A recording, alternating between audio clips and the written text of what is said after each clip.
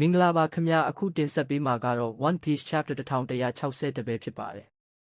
်ဒီနေရာဟာ Elbaf စစ်တီတော်တွေရဲ့နိုင်ငံဝါလန်လို့ခေါ်တဲ့စစ်သူရဲတွေနဲ့ပြည့်နှက်နေတဲ့ကမ္ဘာအတန်မာဆုံးနိုင်ငံတော်ကြီးပဲဖြစ်ပါတယ်ဒီအခန်းမှာတော့ငါကဒီကမ္ဘာကြီးကိုအဆုံးသတ်မဲ့သူလိုကီဆိုပြီးမိမိကိုမိတ်ဆက်လာတဲ့တနိုင်ငံလုံးကဝိုင်းပြီးတန်ကြိုးခတ်ထားရတဲ့လိုကီမင်းသားကိုမြင်တွေ့ကြရမှာပါအစမှာတော့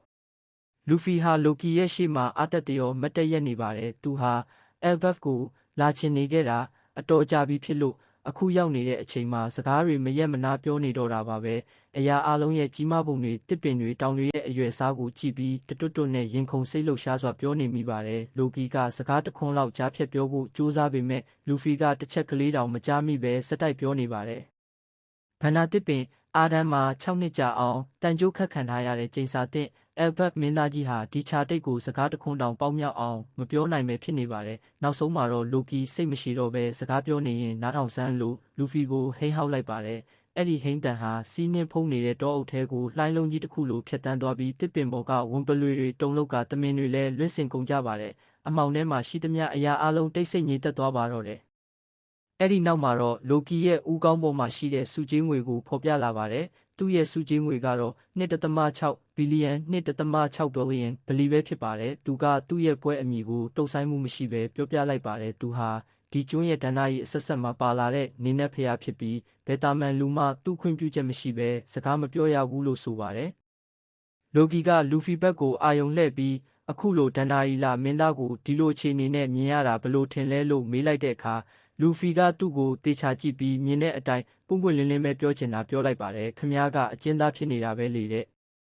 လိုကီက6ကက်ကက်နဲ့ရေလိုက်ပါတယ်သူမငင်းပါဘူးသူ့ကိုဖမ်းထားတဲ့သူတွေကသူ့ကိုထိမ့်သိမ်းယုံတင်မဟုတ်ပဲတဆစီမြုပ်နှံပစ်ချင်ကြတာဖြစ်ပြီးဘသူမှရှာမတွေ့နိုင်အောင်ဖုံးကွယ်ထားချင်ကြတာလို့သူကပြောပြပါတယ်ဒါကြောင့်သူဟာစစ်မြေပြင်ဝါလန်ရဲ့အလဲဘဟုမှာရှိတဲ့ဘန္နာတစ်ပင်အာဒမ်မှာ6နှစ်တိုင်တန်ကြိုးခတ်ခံထားရပြီးစောင့်ဆိုင်နေုံကလွယ်လို့ဘာမှလုပ်เสียမရှိဘူးလို့ဆိုပါတယ်အဲ့ဒီတန်ကြိုးတွေကပင်လယ်ရေမျက်နှာပြင်ကျောက် Sea Stone တွေဖြစ်တာကြောင့် Devil Fruit အစွမ်းပိုင်ရှင်ဖြတ်စစ်တဲ့လိုကီဟာအစွမ်းအလုံးဆုံးရှုံးနေရပါတယ်သူကိုယ်တိုင်လည်းမယုံထွက်နိုင်တယ်လို့သူ့ကြောပုံမှာလည်းဘသူမှမရွှေ့နိုင်လို့6နှစ်တိုင်ကြံနေခဲ့တဲ့အေယာမတူကြီးတစ်လက်ရှိနေပါသေးတယ်လိုကီကိုသူတို့ဘာပဲလုပ်ဒီလက်နက်နဲ့တော့ခွဲခွာအောင်မလုပ်နိုင်ခဲ့ကြပါဘူး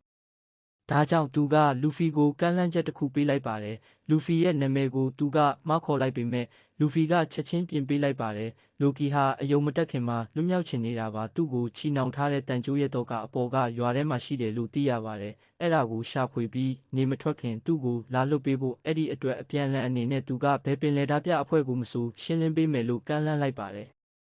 လိုကီကဒါဟာလူဖီယာဘူးတမျှထဲမှာအကောင်းဆုံးကမ်းလှမ်းချက်ဖြစ်တယ်လို့မျိုးပြောနေပေမဲ့လူဖီကလက်မခံပါဘူးသူ့မှာတယောက်နဲ့ပြဿနာရှိရင်သူကိုယ်တိုင်ပဲဖြေရှင်းလေးရှိတာဟာသူ့ရဲ့ပင်ကိုယ်စရိုက်ပဲလို့ဆိုပါတယ်လိုကီကလည်းမမှုပဲနောက်တစ်ဆင့်ကိုဆက်သွားပြီးသူတို့ဘယ်နေရာကိုရောက်နေလဲဆိုတာပြောပြပါတယ်ဒီရေခဲနေတဲ့ဒေတာဟာ Elbaf ရဲ့အနှိမ့်ဆုံးလွာဖြစ်တဲ့တေမင်းနိုင်ငံ Realm of the Dead ဖြစ်ပါတယ်ပြစ်မှုကျူးလွန်တဲ့ဘီလူးတွေကိုဒီနေရာကိုပြစ်ချတတ်ကြပြီးဒါဟာအကျဉ်းထောင်ဖြစ်တယ်လို့ကိုမြက်ရနေရလဲဖြစ်ပါတယ်ခြေတော့အောက်ကစီးနှင်းတွေအောက်မှာလူတွေနဲ့ဘီလူးတွေရဲ့အယိုးစုတွေအထက်လိုက်ရှိနေတာပ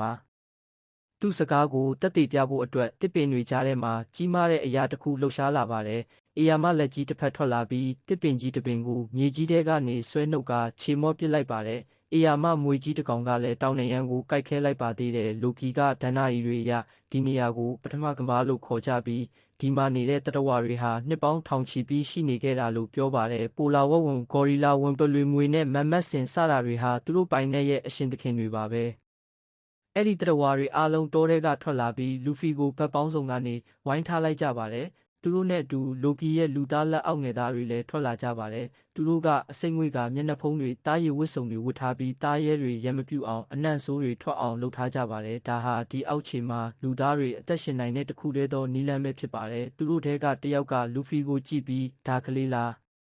ဒီတားရဲတွေကိုပဲကျွေးလိုက်ရင်ကောင်းမလားလို့တိုးလေးပြောနေပါတယ်ပြီးတော့သူတို့ကပြီးခဲ့တဲ့အခောက်ကနာမည်ကြီးပင်လယ်ဓာပြရှန့်လာတော့ကငါတို့တွေမေးလဲသွားခဲ့တာတောင်းပန်ပါတယ်လို့ပြောလိုက်ကြပါတယ်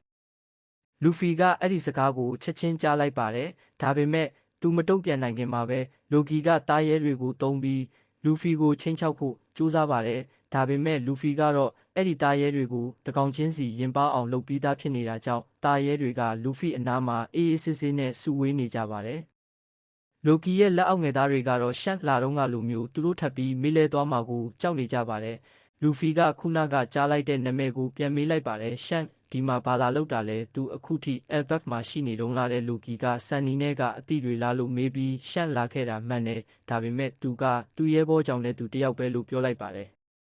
လိုကီစကားမဆုံးခင်မှာပဲလူဖီကဂျယ်လေးကိုပြောင်းလိုက်ပြီးကွန်ကန်နဲ့လိုကီရဲ့မျက်နှာကိုတဲ့ချိန်ပြီးထိုးလိုက်ပါတော့တယ်လိုကီကသူ့ခေါင်းကိုအသာလေးတိမ့်လိုက်ရလက်သီးကတသမပိုင်းစက္ကန့်အလိုမှာဖြစ်သွားပါတယ်အဲ့ဒီလေဖီအားကြောင့်တကွင်းလုံးတုန်ခါသွားပြီးအခြေအနေရဲ့ပြင်းထန်မှုကိုအားလုံးခံစားလိုက်ရပါတယ်။လိုကီကလက်ကိုအမြန်မြောက်ပြီးနောက်တာပါကွာလို့ပြောကလူဖီကိုစိတ်လျှော့ဖို့ပြောပါတယ်။ဒါပေမဲ့လူဖီကတော့ဒေါသထွက်နေတော့မှပဲသူကလိုကီကိုအေးဆက်ဆက်နဲ့ပြောလိုက်ပါတယ်။နောက်တခါအဲ့လိုထပ်မလုံနဲ့ငါတငယ်ချင်းတွေကိုစော်ကားတာငါဘယ်တော့မှလက်မခံဘူး။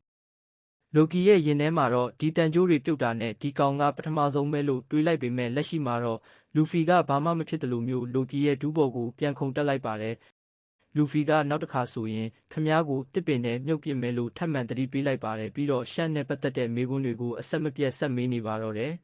ဒီမှာဘာလုပ်နေတာလဲသူအယ်ဘက်ရဲ့တနေရာမှာရှိနေသေးတာလားမင်းနဲ့ဘာလို့လာတွေ့တာလဲလို့အဆက်မပြတ်မေးနေခဲ့ပါတယ်လူကီကတော့ငါကတာတွေကိုအလားကပြောပြစရာလားလို့ပြောလိုက်ပါတယ်တစ်ဖက်မှာတော့ Rose Castle နားကတရားစီကိုပြန်ရောက်သွားပြီးအဲ့ဒီမှာတော့အခြေအနေတွေရှုပ်ထွေးနေပါတယ်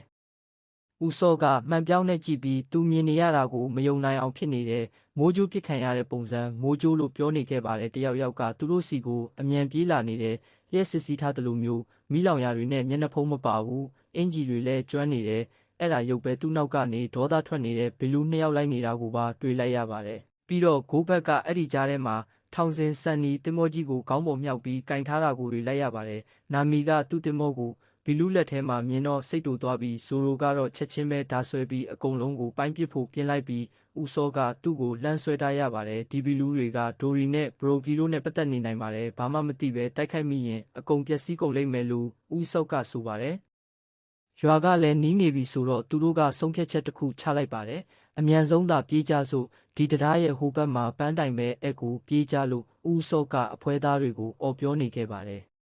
တစ်ဖက်ဝုန်းတီးမြေဝစ်လန်ဒရဲ့တခြားတနေရာမှာတော့ဟာရူဒင်ကထူးခြားတဲ့တရဝါကြီးတစ်ကောင်ကိုအနိုင်ရထားပါတယ်ဒါဟာအပေါ်ကတောအုပ်ထဲမှာမရှိတဲ့ဒဏ္ဍာရီလာတမင်ကြီးတစ်ကောင်ပါသူကတော့အဲ့ဒီအတွက်ပြောနေပြီးသူ့အဖွဲ့ဝင်စတန်ဆန်ကတော့တိတ်မပြောဘူးအဲ့ဒီကောင်ကြီးကအရန်လေးတာကိုထောက်ပြနေပါတယ်ပြီးတော့စီးနှင်းတွေကျနေတော့ဒါကိုတဲဖို့ကူညီပေးမဲ့ဆန်စတုန်းပင်တာလည်းမရှိဘူးလို့ညင်းနေခဲ့ပါတယ်ဟာရူဒင်ကကိုအရှက်မခွဲဆန်းတဲ့ဒီအသားကငါတို့အသက်ကိုကယ်ခဲ့တဲ့သူတွေအတွက်လက်ဆောင်ပဲလက်နဲ့ပဲတဲမဲ့ဘာညင်းညူတန်မှမကြားချင်ဘူးလို့ပြောလိုက်ပါတယ်သူတို့နှစ်ယောက်အဲ့ဒီတတဝါကြီးကိုထမ်းပြီးထွက်လာတဲ့အချိန်မှာတော့ပင်လယ်ပြင်ကဘီလူးတာပြအဖွဲ့တရဲ့အဖွဲ့ဝင်တွေနဲ့တရားဝင်မိတ်ဆက်ပေးလာပါတယ်ကောက်ရိုးဦးထုတ်ရဲ့လက်အောက်ခံဒီရီနဲ့ဘရိုကီတို့ရဲ့နောက်မြို့ဆက်မှာရှိနေကြတဲ့ငယ်ရွယ်ရတဲ့စစ်တီတော်တွေခေါင်းဆောင်ဟာရူဒင်ဘဲကိုင်စတန်ဆန်လန်ညွန်ရိုက်မင်းချက်ဂိုးဘက်တရားဝင်ဂတ်တိုပဲဖြစ်ပါတယ်သူတို့က9ယောက်ထဲနဲ့ဖွဲ့ထားတဲ့ပင်လယ်တာပြတွေဖြစ်ပါတယ်LBF ကိုချင်းကပ်လာနေစင်မှာတော့ဘရုတ်ကသူတခါမှမလုပ်ဘူးတာကိုလုပ်နေတဲ့အဲ့ဒါကတော့ရောဘင်စပင်ကိုညှက်ပေးနေတာပါသူကချစ်စရာကောင်းတဲ့ပုံစံမျိုးနဲ့ငါမှနှလုံးသားမရှိပေမဲ့ရင်တွေခုန်နေတယ်လို့ရောဘင်ကိုပြောနေတယ်ဘေးကလူတွေကတော့ဝိုင်းကြီးပြီးသဘောကျနေကြပါတယ်ဘော်နီလေးကတော့ရလက်ကိုချက်ချင်းသဘောကျသွားပြီးဂျင်ဘေးကလည်းတကယ်ကိုအထင်ကြီးနေပုံပဲဖရန်ကီကတော့စပင်ညက်လို့မပြီးခင်ကတည်းကစိတ်လှုပ်ရှားနေပြီးရောဘင်ကသူ့စတွေ့တုန်းကဆောင်းနေတွေ့ခဲ့တဲ့ပုံစံမျိုး